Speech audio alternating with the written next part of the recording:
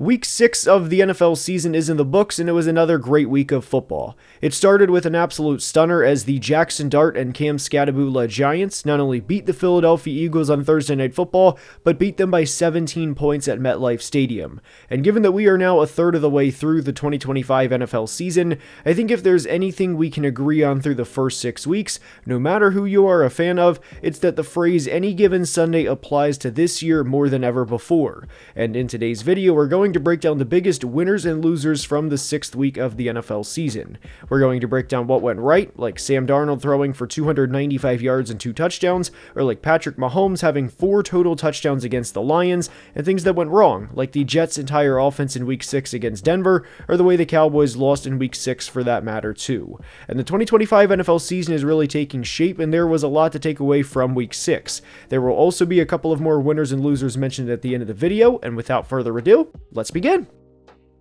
And we are starting today's video with the Carolina Panthers. The Panthers are 3-3 after a 30-27 win over the Cowboys in Week 6, and this was the type of game and what it represented that Panthers fans have been waiting for a long time. It was the second straight week the Panthers had over 400 yards of offense, and Rico Dowdle became the first player since Dalvin Cook back in 2020 to have 225 total yards and a touchdown in consecutive weeks, and just the third player since 2014 when Le'Veon Bell accomplished this with the Steelers. This was also a revenge game for Rico Dowdle, as he was of course a Dallas Cowboy in 2024, in which he had over 1,300 yards of total offense and was replaced by Javonte Williams. And after the game, referring to the Cowboys defense, he said, quote, "They wasn't buckled up," end quote. This was also just the second 2-game win streak for the Panthers in the past 4 years, as they had a 2-game win streak last year, and prior to that, a 3-game win streak to open the 2021 regular season. And Rico Dowdle, of course, deserves all of the flowers from not only Week 6, but Week 5 too, but I also thought Bryce Young had a really good game against Dallas too. We've seen Bryce Young, for lack of better wording, kind of fold when pressure gets tight at times in the pocket, and definitely venture out of the pocket and drift and take unnecessary sacks throughout his career. But the very first throw of the game was off a play-action fake, and a play where he stepped up into the pocket and made a good throw to move the sticks, and that was a sign of things to come for Carolina. And even on the first of 3 touchdowns he would throw on the day, the pocket was collapsing, and Teteroa McMillan ran a beautiful route, and it was also a great play by Bryce to be able to make the play. And the biggest thing with the Panthers is for every flash we see like this, it usually seems like we're waiting for the shoe to fall, and I hope this is the start of something consistent, because this was a really good game for the Panthers offense. The Kansas City Chiefs also had a great game on Sunday night in Week 6, as Patrick Mahomes threw for over 250 yards and 3 touchdowns and ran another one in too. And one of the biggest reasons we include the Chiefs in today's video is this is a team that, despite having a much worse record than they did last year, 3-3 to 6-0 through 6 games, looks a lot better. And the Chiefs have put up 28 or more points in each of the last 3 games, and I don't want to take anything away from Devin Lloyd, who deserves all of the credit and made a tremendous play in Week 5 on Monday night with the 99-yard pick 6, but that play is the difference between the Chiefs having 3 straight 30-plus points at the time of this video release. And why the Chiefs are also winners from Week 6 is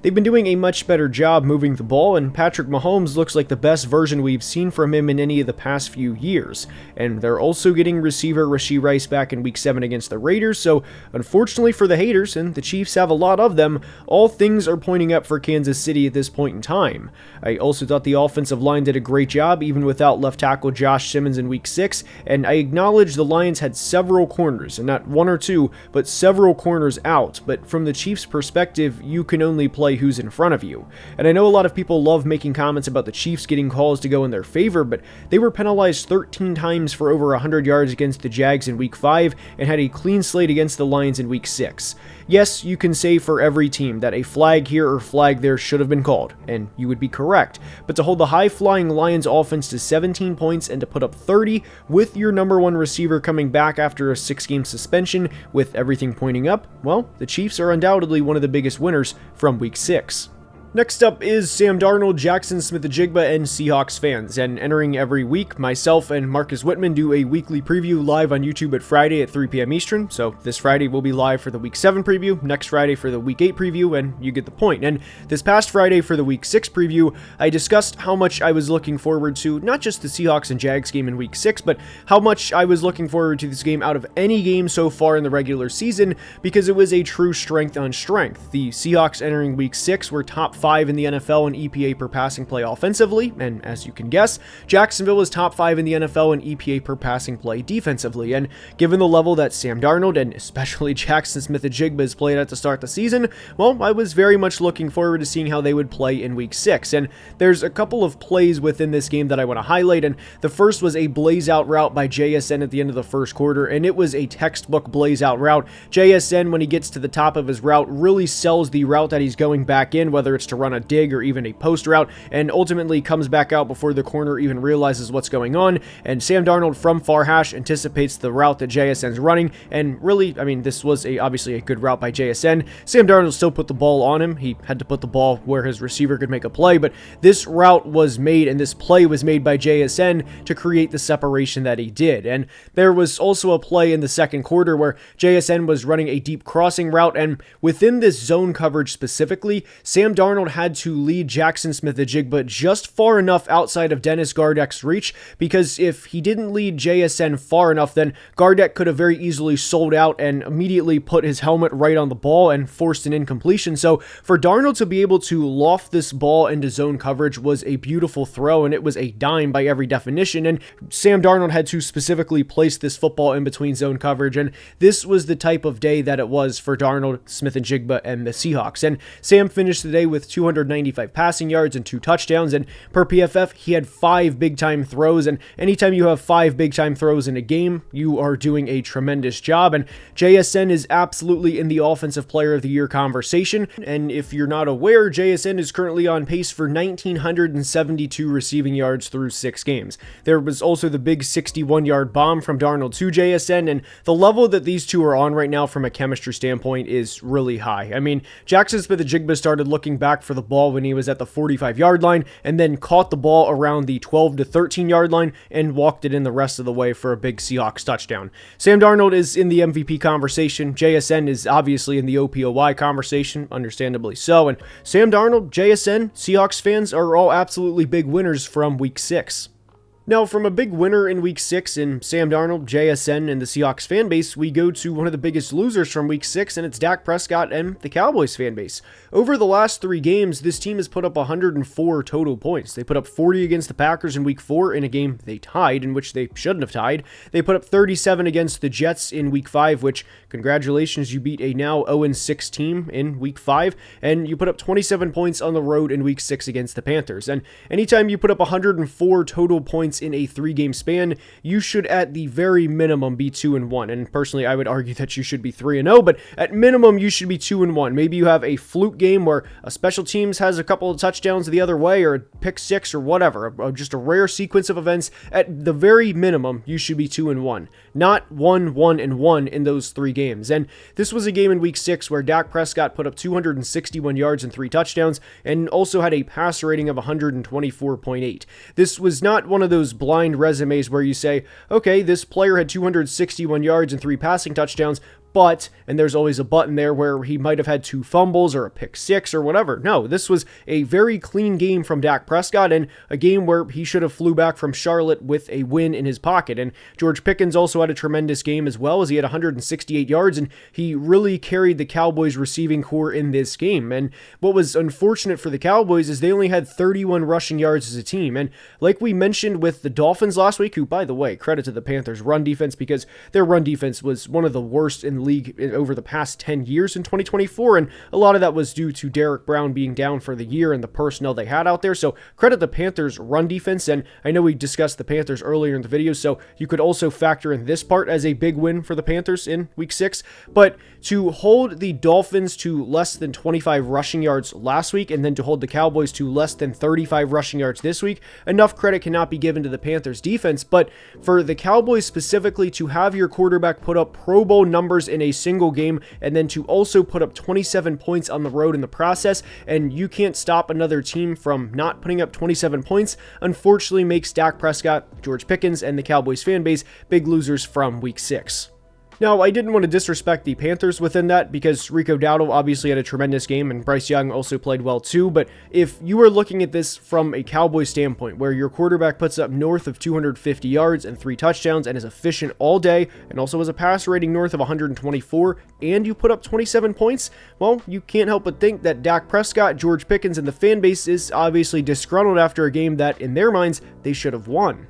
Next up is Browns fans, and it's because of the product they have to watch every week. Cleveland is 1-5 after a 23-9 loss to the Steelers in week 6, and this was sad to watch because of how lifeless this team looks every week. And unfortunately, the game flow is usually the same for the Browns. Keep it close within the first half, make a mistake or two, or even have the opposing team, God forbid, score a touchdown, and that's that. Cleveland has not scored more than 17 points in a game since week 13 of last year, and since the start of the 2024 season, they are now just 4-19. And obviously Cleveland is in a very unique situation, to put it mildly, but this is painful to watch every Sunday. And for reference, in week 6 against the Steelers, Dylan Gabriel had 52 passing attempts and finished with 221 passing yards, and he was also sacked 6 times. It's hard to do that in the NFL, the 52 passing attempts with 221 yards, and it's also extremely frustrating knowing the result of the game, more often than not, before it's even played. And not that this specific loss is on Jerry Jeudy, because it's not,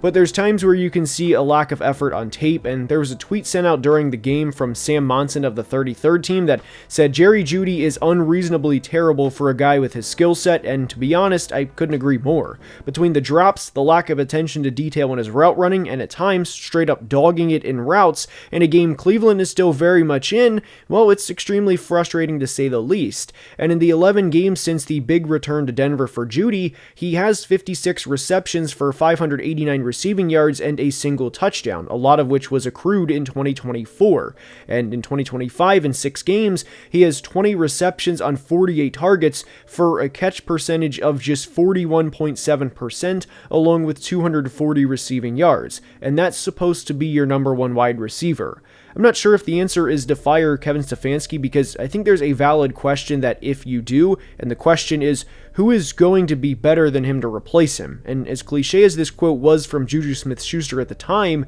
the Browns are the Browns, and I feel bad for the fans who just want to have any semblance of joy watching their favorite team play. Now, on the other side of this, I think the Patriots more than have their next franchise quarterback. I absolutely love Drake May coming out of North Carolina, and games like the Saints game in week 6 are a prime example. The first touchdown of the day is to Pop Douglas, and that was a tremendous play by Drake May, as it was a play-action Yankee concept, and Demario Davis recognized the tight end he was covering on this play was a blocker, which meant he had a free path to the quarterback, and Drake May saw him running with a clear path and knew he had to speed the process of the play up, and also knew he was going to take a shot. And to be able to get this ball out and process everything at the top of the dropback off the play action was an insane play and an insane reaction time by Drake May. And he's only 23 years old, and that's just one example of how good he is already. The ball placement was also really good because he threw it far enough to the side Pop Douglas was working towards that the safety never had a chance. Drake May finished the day with 261 passing yards and 3 touchdowns and had a passer rating of over 140 as the Patriots put up 25 points in their second straight road win. And I was adamant after Drake May's rookie season that he was set up for failure in year 1 and that all he needed was a competent offensive line, and you've seen what he's been able to do in 2025. And the Patriots greatly benefit from playing in the AFC East, minus Buffalo of course, as well as playing the NFC South in 2025 and the AFC North too, and positively for the Patriots without Joe Burrow for the Bengals game. And the Patriots schedule combined with how good Drake May is playing makes the Patriots big winners from week 6. And they have a week 14 bye, and I'll be honest, I wouldn't be surprised at all if they enter their week 14 bye with a 10-3 record. Mike Vrabel has this team clicking, and to me, they definitely have their franchise quarterback. Now, next up is a player that you may be surprised is in today's video, but Spencer Rattler was dealing in Week 6 against the Patriots, and it started on the very first play of the game. The Patriots called a corner blitz. Shout out to Alvin Kamara, still in year 9 with the blitz pickup. This was a tremendous job by him, but Chris Olave's one-on-one with Kyle Duggar, and if he's even, he's leaving. Spencer Rattler recognizes this, throws this from his own 16-yard line to the opposing 32-yard line for a 50-plus yard throw. Chris Olave comes down with the play for a 50-plus yard gain, and this really set the tone for the day that it was going to be for Spencer Rattler. And I don't want to have the conversation right now of whether or not Spencer Rattler can be a franchise quarterback for the Saints, but this is absolutely, to me, a guy that you should play for the remainder of the 2025 season. And I know the draft capital they just spent with second-round pick Tyler Shuck, but with the level that Spencer Rattler played within this game, this was probably the best single-game performance for a Saints quarterback, probably since Drew Brees was the team's QB. Maybe a game here or there from Derek Carr, maybe, but it's been a rough couple of years, and this was a pleasant surprise for the Saints in Week 6. And there's also another play where I do want to shout out the play design from the Saints. It was with 2 minutes left in the second quarter where they called Juwan Johnson in motion to get him outside, and we talk about how teams set pick plays regularly on the channel, and the reason to set pick plays is obviously to get free releases for your receivers. That way they don't have to deal with a corner, really jamming them at the line, because even a tenth of a second or a quarter of a second jam can make a monumental difference in a play, especially when you only have maybe 2.3, 2.5 seconds to get rid of the football. So for Juwan Johnson to set the moving pick and for Chris Olave to run the wheel route, to be able to be in a position to catch this football, all while Spencer Rattler is under pressure from far hash, this was a hell of a throw with 2 minutes left in the first half. And I know the result of the play was an incomplete pass, but for Spencer Rattler to be able to, under pressure, and to be able to decipher all of this knowledge within the play and to be able to put this in a position where it's his guy or nobody's ball, these were two plays that I was really happy for Spencer Rattler. I was really happy for the Saints fan base, and undoubtedly I think Spencer Rattler and the Saints fans, at least pertaining to how he played in Week 6, were big winners despite the fact that they lost the game. Spencer Rattler played really well in Week 6. He also had 4 big-time throws per PFF, and he also dealt with a couple of drops within this game, and he finished the game 20 of 26, but he probably should have finished 22 of 26 because he played at a really high level in this game, and there were a lot of passes in this game that if you didn't know Spencer Rattler was making those plays, your jaw would have probably been on the floor. Now, while I was making this video, the Titans fired former head coach Brian Callahan, and I think you have to include the Titans as big winners from Week 6 because it's finally over. This was a head coach that finished his tenure 4-19, and I've said countless times on the channel that I don't know how much lower it can possibly get before you decide to make the decision that they're going to fire Brian Callahan. And for reference, the Titans lost in Week 6 to another 1-4 team by double digits, and it even required a almost miracle for the Titans to win a single game in 2025 under Brian Callahan. So I think you have to include the Titans as winners from Week 6 because they made the decision to move on from Brian Callahan. Now, for a couple of other losers from Week 6, unfortunately, it's Justin Fields and the Jets. You go across the pond, you lose 13-11 in a game where you have negative 10 net passing yards, and that is very difficult to try and achieve that, as Justin Fields was sacked for more yards than he actually completed passes for, as he was sacked for 55 yards on the day and had just 45 yards passing. So there is a Justin Fields and Jets mention because of how bad that offensive play was. And there was also a tweet from a Jets fan that basically said, I've dealt with the Ryan Fitzpatrick 6 interception game, I've dealt with Zach Wilson, I've dealt with Chris Streveler, I've dealt with Tim Boyle, but this performance by Justin Fields was by far the worst I've seen from a Jets quarterback. And that says something pertaining to how bad it is right now in Florham Park. And I think you have to have the conversation of, look, I know we have money committed to Justin Fields, but Tyrod Taylor gives us a better chance to win. And why the Jets are also in today's video is because now you're at a point where you're 0-6, you're the last winless team in the NFL, but Tyrod Taylor gives the Jets a better chance to win than Justin Fields, and I don't think anybody would dispute that, but I know players obviously don't care about the future draft picks, especially if it would be somebody to replace them and take money out of their pockets and, effectively food on their plate. I completely understand that, but from an organizational perspective, you are already significantly far into this, and I think the conversation should be had of, hey, do we continue to play Justin Fields knowing that he's not going to win as many games as Tyrod Taylor, a 15-year veteran backup quarterback? back and hope that we go 1-16 or 2-15 and get something out of this season, which of course would be the number 1 overall pick. And that's a tough conversation to have, and that's ultimately a decision that I think will be made by the one, the only Woody Johnson. Now, I know some people would probably want the acknowledgement of the 49ers in here due to the fact that Fred Warner is now out for the year, and given that the 49ers already lost Nick Bosa for the year, a former DPOY award winner, and Fred Warner is a player to me that I think is a Hall of Fame talent and a player that I think could justifiably win the Defensive Player of the Year award in any year, and I would be completely fine with that due to the sheer impact he has on every single play, but that's a different situation because he is lost for the year due to injury, though I think that the 49ers are done for the year now, at least in terms of their Super Bowl chances, because of having both Nick Bosa and Fred Warner out, but that's a different situation, and I wish the best for Fred in his recovery and any other player that got hurt in Week 6 for that matter too. I hope you enjoyed, and if you did, please like the video and subscribe as we are closing in on 215,000 subscribers, and I cannot thank you guys enough for the support. Until next time, please be safe and have a great day. Love you guys.